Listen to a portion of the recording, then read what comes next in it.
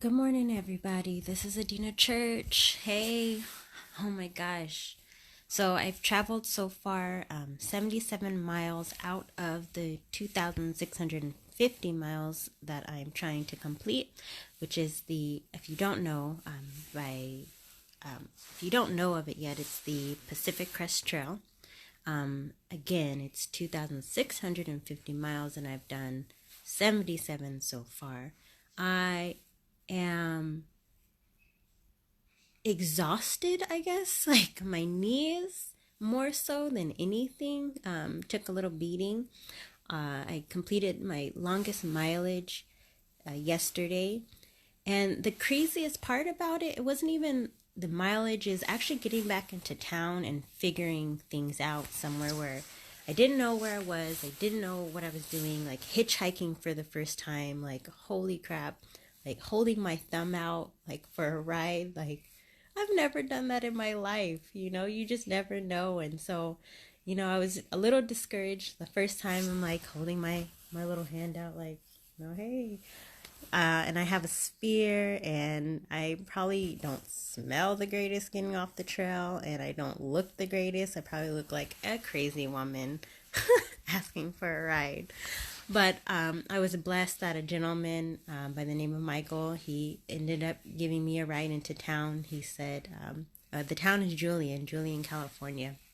And he said that he had given a couple of other girls a ride, but like arriving into town, is even more like, I don't know, strange, because again, you're just like out of the element. You're not vibing with the rest of the town, with the rest of the crew.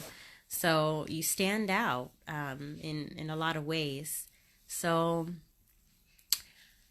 I got into Julian, California from Scissors Crossing, was wandering around, wanted to go to a couple hotels, and the one that was recommended that was priced fairly decent, that one was actually full. So I went to another one, the Julian Lodge, and that was about $190. And I was like, yeah, no, not happening. I just need to lay my head down. I need to rest so I can just get moving again. And I can't afford to pay $200 to just sleep for the night. I mean, I've been camping for free out in a tent in the wild, so I just I can't do that. So anyways, so then they suggested just do like Airbnb, just call around, like look at other hotels, and they're priced fairly high. But when I went to Airbnb, there's a town about, I don't know, 20 miles away from Julian called Ramona, California. So I was like, oh, sweet, easy, no big deal. I'll just get a ride or get a taxi or Uber my way down there. Yeah, no, there are no Ubers, there are no taxis, there are no that I could find. If you have a shuttle service, like you have to have more than one person, they won't pick you up. So I'm sitting like on a brick wall waiting and like trying to figure this out. Like, oh my gosh, I have no family out here. Like, what am I gonna do? This is really homeless, like at this point, I can't even just pitch my tent out here. So what ended up happening is I booked it without knowing that there was no access to get a ride. I called Yellow, taxi service, and a bunch of other services, but there one taxi man was like, "Look, nobody's going to pick you up out there, dear. Like, sorry." And I'm like, "It's only 20 miles. Like, what the heck?" So luckily, the host, I reached out to her, and I'm just like, look, I booked with you. I can't get access to your home. Do you have any recommendations? And she didn't. I left her a message as well, and she ended up calling me back, thankfully, and she offered to come pick me up, and I was so grateful for that, because who wants to be out in the middle of nowhere? I mean, not like literally, I want to be out in the middle of nowhere, but no one wants to be out in the middle of a city with no place to go?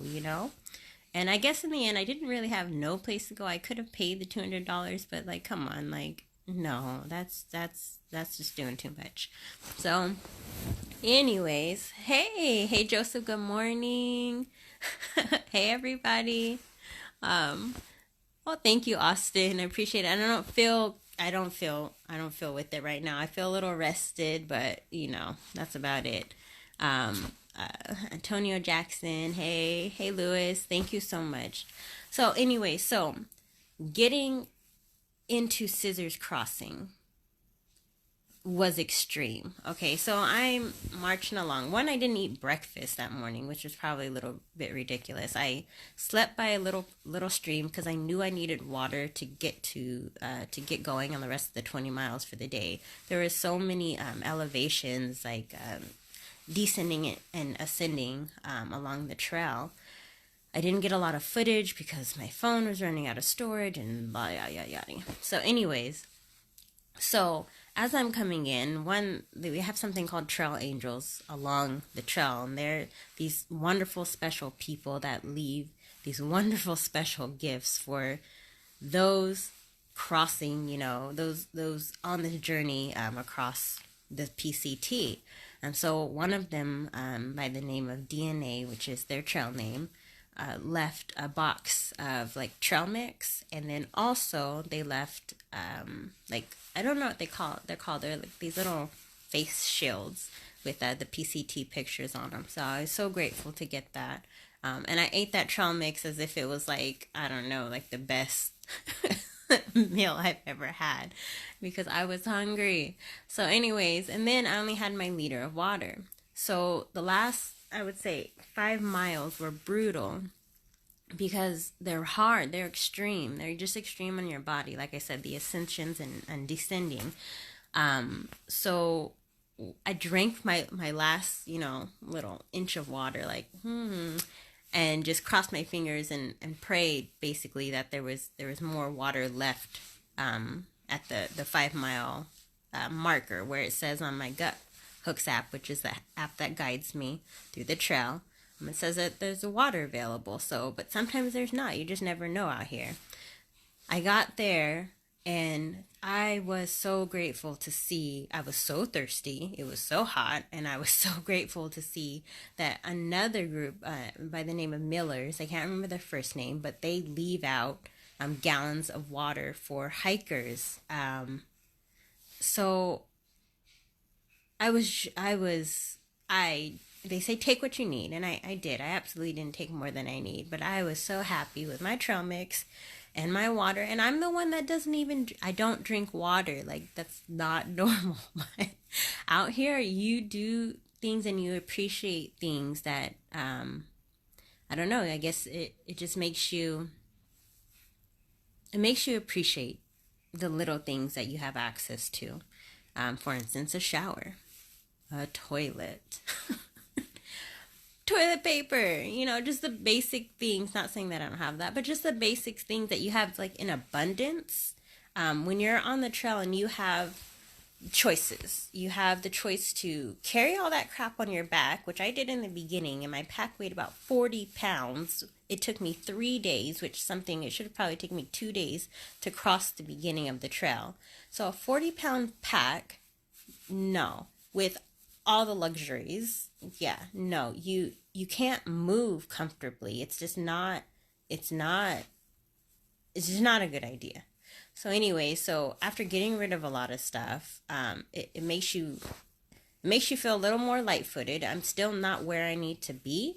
As far as my weight goes, I believe I want to be in the like 25 pound range. I'd rather be in the 10-pound range, but could you guys see me like out there like with my spear and like trying to survive, like for real? Like, yeah, I don't think I would last too long with that. But I mean, it's crossed my mind a few times after going up and down those mountains, like, man, like if I could just drop all this stuff right now, and just like, I don't know, maybe my jacket could turn into a sleeping bag or something. I don't know, maybe that's a new invention somebody needs to come up with. I don't know. So anyways, so the craziest thing, so I'm on the trail, and there's certain portions of the trail I would love my family to see. I would love, I would encourage people like, go out there, go look at it. Actually, all of the trail, go out there, go look.